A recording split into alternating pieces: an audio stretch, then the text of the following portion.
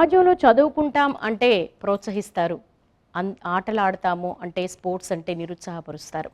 కానీ బ్యాడ్మింటన్ ప్లేయర్‌గా నేర్చుకుని దేశానికి మెడల్స్ తీసుకురావాలన్న తన బిడ్డ కల కోసం ఆ తల్లి తపన పడిందే. ఎన్నో త్యాగాలు చేసిందే. ఎంతో కష్టపడి చదివిస్తుంది. అలాంటి సూపర్ మామ్ గాథని ఇప్పుడు మనం చూద్దాం. ఆవిడెవరో కాదు, మునిలక్ష్మి. కలలు కనండి, ఆ కలలను నెరవేర్చుకోండి అన్నారు మాజీ రాష్ట్రపతి ఏపీజే అబ్దుల్ కలాం. ఆయన మాటలను వంటబట్టించుకుంది తిరుపతికి చెందిన పోతుగారి చందన.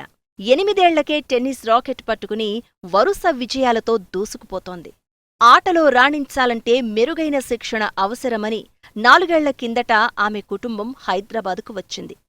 గణేష్ రామన్ టెన్నిస్ అకాడమీలో చేరిన చందనలో అంకిత భావం, ఆర్థిక పరిస్థితిని అర్థం చేసుకున్న కోచ్ ఫీజు గురించి ఆలోచించకుండా దేశం మెచ్చే క్రీడాకారిణిగా తీర్చిదిద్దుతున్నారు.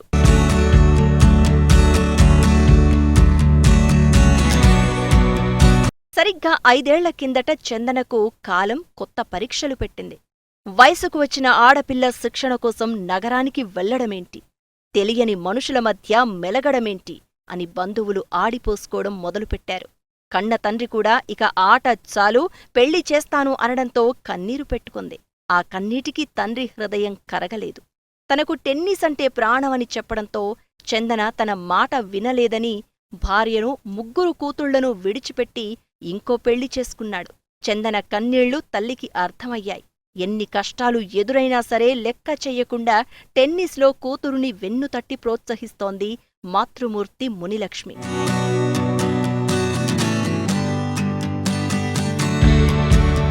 మునిలక్ష్మి చిన్నపాటి చీరల వ్యాపారం చేస్తూ కుటుంబాన్ని పోషించుకుంటోంది. వచ్చిన కొద్దిపాటి సొమ్ముతో 3 కూతుళ్లను చదివించుకుంటుంది. అయితే చందనకు ఆటకు కావలసిన అవసరాలతో పాటు సరైన పౌష్టికాహారం కూడా ఇవ్వలేని పరిస్థితి. టోర్నమెంటులలో గెలిచినప్పుడు వచ్చిన డబ్బును బస చేసిన గదికి అద్దె చెల్లించి తిరుగు ప్రయాణానికి డబ్బులు లెక్క చూసుకుంటూ జనరల్ టికెట్ కొనుక్కుని ఇంటికి వస్తోంది ఆ అమ్మాయి. మొదట్లో తోటి క్రీడాకారులు ఇచ్చిన రాకెట్, దుస్తులు, షూస్తో టోర్నమెంట్లకు వెళ్లేది.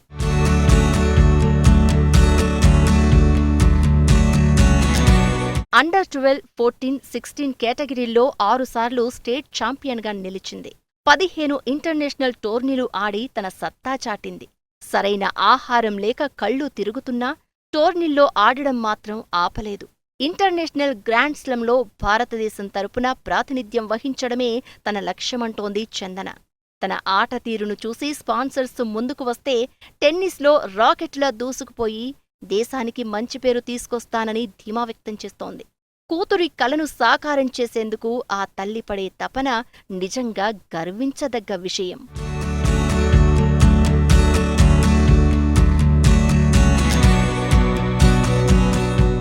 మీరొక గ్రేట్ ఇన్స్పిరేషన్ ఎందరో తల్లులకి.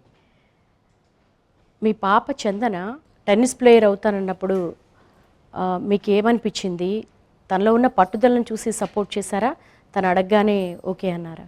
ఫస్ట్ వాళ్ళ డాడీకి ఇష్టంతో టెన్నిస్లో చేర్పించారు. మళ్ళీ ఈయనకు కూడా చాలా ఇష్టం, ఇంట్రెస్ట్ కలిగి వాళ్ళ డాడీ కంటిన్యూ చేశారు. రాజు సార్ దగ్గర తిరుపతిలో 10 ఏళ్ళుగా ఆట నేర్చుకునింది మేడం. ఇంకా బెటర్గా కావాలి, నేషనల్ ఇంటర్నేషనల్ స్టార్ట్ చేయాలని, ఇంకా బెటర్గా కావాలని హైదరాబాద్కి వాళ్ళ డాడీ తీసుకొచ్చారు. బంతులు వాళ్ళు ఇల్లు వయసు బిడ్డలు అక్కడ పెట్టి, నువ్వు ఇక్కడ పెట్టి నువ్వేం సాధిస్తావు, పెళ్లి చేస్తే పోతుంది, ఎన్నో చదువులు ఉన్నాయి, ఎందుకు టెన్నిస్ ఇవంతా, వాళ్ళు అక్కడ నువ్వు ఇక్కడ అని చెప్పారు. మళ్ళీ చెప్పుడు మాటలు విని వాళ్ళ డాడీ మారిపోయారు. డాడీ ఒక్క అవకాశం నాకు చాలా ఇష్టం, నేను ఇప్పుడు నేను తిరిగి రాను డాడీ, నేను ఇంకా బెటర్గా ఆడతాను, నీకు ఇంకా నేను నిరూపించుకో, ఒక్క ఛాన్స్ ఇవ్వు డాడీ. ఎంత చెప్పినా వాళ్ళ డాడీ వినలేదు. అంటే మొదట ఎంకరేజ్ చేశారు, మళ్ళీ ఎందుకు వద్దన్నారు?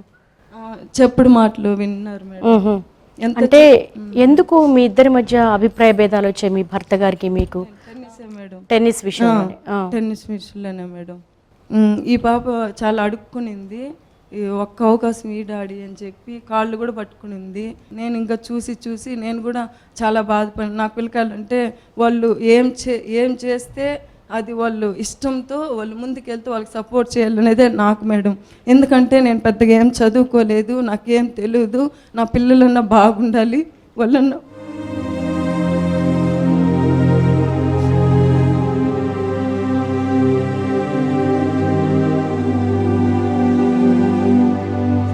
వాళ్ళన్నా బాగుండాలని నా కోరిక మేడం. నువ్వు ఇంట్రెస్ట్గా ఉండవు కదా, నేను నీకు సపోర్ట్గా ఉంటానని చెప్పి నేను అంతా కూడా హైదరాబాద్కి వచ్చి నేను సపోర్ట్గా అనుకుంటున్నాను మేడం, చేస్తున్నాను. ఇప్పుడు మీ భర్త నుంచి మీరు విడిపోయారు, మీ పాప టెన్నిస్ ప్లేయర్ కావడం కోసం అవును మేడం. ఎలా పోషిస్తున్నారు? అలాగే మీకు 3 పిల్లలు, వారిని ఎలా సాకుతున్నారు? చాలా కష్టంగానే ఉంటుంది మేడం. గణేష్ సార్కి ఫస్ట్ ఆఫ్ ఆల్ గణేష్ సార్కి కూడా థ్యాంక్స్ చెప్పుకోవాలి. మేము ఈరోజు ఇక్కడ ఉన్నామంటే సార్ కూడా కారణము. అప్పటి నుంచి ఇప్పటి వరకు 4-5 ఏళ్ళు అవుతుంది, ఇంతవరకు ₹1 కూడా ఫీజు తీసుకోలేదు. అట్లా సార్ సపోర్ట్ కూడా గణేష్ సార్కి కూడా జీవితాంతం మేము రోడ్పడి ఉంటాం మేడం. చిన్న బిజినెస్ నేను అంతకుముందే శారీస్ చేస్తూ ఉన్నాను, అది చేసుకునేదానికి కూడా ఈమెతో పాటు ఇక్కడ ఉంటాను, ఈమెతో పాటు ట్రావెలింగ్ పోతాను మేడం. చాలా ఇబ్బందే పడతాం మేడం ఆ జర్నీలో అయితే.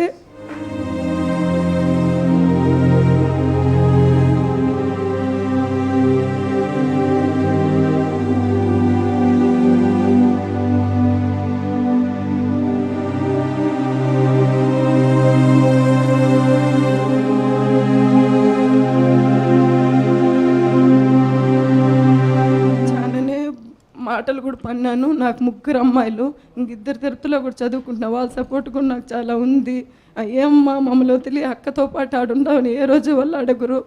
వాళ్ళ డాడీ కూడా మీ అమ్మ మిమ్మల్ని వదిలేసిపోయింది, బంధువులు వాళ్ళ డాడీ అందరు చెప్పినా కూడా నా పిల్లలు వాళ్ళు నాకు ఫుల్ సపోర్ట్ చేసి వాళ్ళు చదువుకుంటూ వాళ్ళు వంట చేసుకుంటూ వాళ్ళు పోతారు మేడం. చందన, అమ్మ తీసుకున్న స్ట్రగుల్ నువ్వు కళ్ళారా చూసావు. నాన్న దూరమైన క్షణంలో ఒంటరిగా ఒక సింగిల్ మదర్గా తన ఫైట్ నువ్వు దగ్గరుండి చూసావు.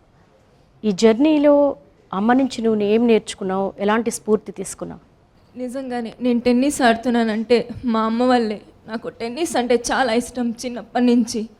టెన్నిసే నా ప్రపంచం, ఎప్పుడు టెన్నిస్ కోర్టులో ఉండేదని. టెన్నిసే నా లైఫ్, టెన్నిసే, ఎప్పుడు టెన్నిసే.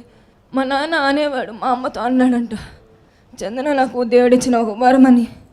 నాకు ఎప్పుడు అది బెస్ట్ కాంప్లిమెంట్గా ఉంటుంది. ఫ్యామిలీ మెంబర్స్ చాలామంది అంటారు, ఎందుకురా అమ్మాయికి చదువు, పెళ్లి చేసి పంపించేస్తే వాళ్ళు చూసుకుంటారని. కానీ చేర్పించాడు, నేను ఆడుతున్నాను, టెన్నిస్ అంటే ప్రాణం అంటే ఆడిపించాలి. నాలో టెన్నిస్ ప్రేమ చూసి మా అమ్మ, నేను నిన్ను తీసుకొని వెళ్తాను, నువ్వు ఆడు, నీకు అండంగా ఉంటానని చెప్పి తన లైఫ్నే నాకు త్యాగం చేసింది. చాలాసార్లు తిండి కూడా తను సరిగా తినకుండా నేను బాగా ఆడాలని నాకు తిండి పెట్టి ఆడిపించేది. చాలాసార్లు నాతో పాటు చాలా జర్నీ చేసింది, ఎందుకంటే తను నన్ను నమ్మింది. నేను ఇప్పుడు ప్రెజెంట్ ఆంధ్రప్రదేశ్ స్టేట్కి నెంబర్ 1గా ఉన్న సింగిల్స్ డబుల్స్ 5 ఇయర్స్ నుంచి. తన నమ్మకమే నన్ను తీసుకొని వెళ్తుందని నేను ఎప్పటికీ నమ్ముతాను. నిజంగానే నేను మా అమ్మ కడుపులో పుట్టినందుకు నేను చాలా గర్వపడతాను.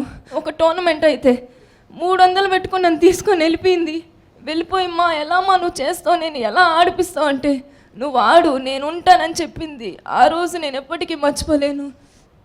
ఆ నమ్మకంతోనే మా అమ్మ నా కోసం తీసుకొని వచ్చిందని గెలిచి, అమ్మ ఇది నీ కోసమే, ఇది నువ్వు నా పైన పెట్టుకున్న నమ్మకమే అని నేను ఇచ్చాను. నేను ఇప్పుడు కూడా చెప్తాను, ఎప్పటికీ మా అమ్మని నేను ప్రౌడ్గా చేస్తాను.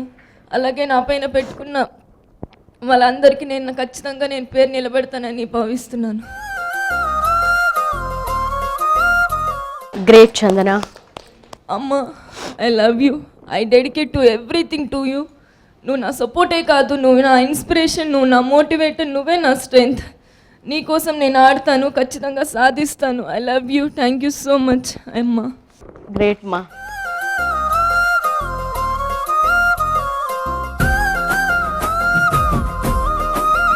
శాంతకుమారి గారు, నిజంగా కన్నీళ్ళు ఆగట్లేదు ఈ స్ట్రగుల్ చూస్తుంటే, మదర్దైనా సరే డాటర్దైనా సరే. చందనకి వారి తల్లిగారికి నా అభినందనలు. ఒక రకంగా మాటలు కూడా రాలేదు నాకు వారి అనుభవాలు వివరిస్తుంటే.